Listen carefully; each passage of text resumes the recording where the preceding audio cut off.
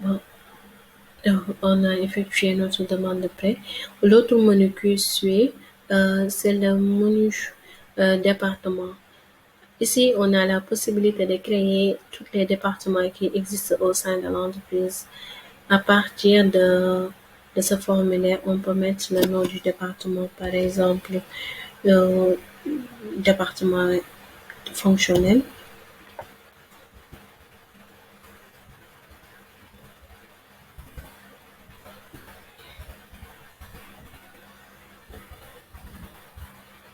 Fonctionnel.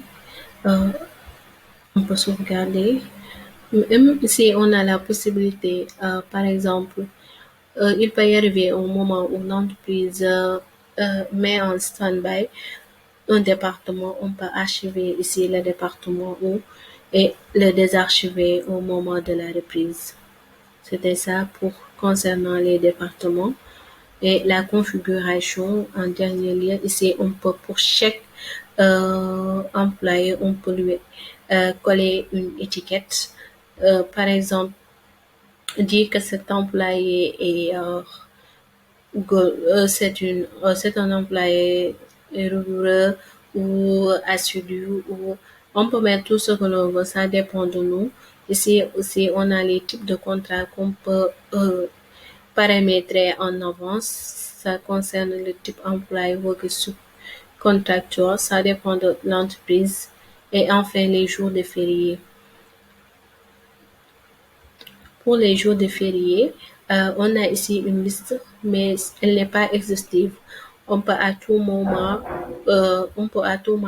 tout moment ajouter un jour de férié. Par exemple, l'entreprise a un jour spécifique. Il peut, il peut à partir d'ici créer le jour de le jour. Ici, on a la possibilité de mettre le jour ainsi que la date. On peut aussi cocher la case à savoir que la date est variable ou fixe ici à partir de là. Et on sauvegarde. OK. Bon, on a fait le tour des menus qui existent sur le module des employés. Nous allons basculer sans tarder sur le module de la paie pour voir ce que ça donne.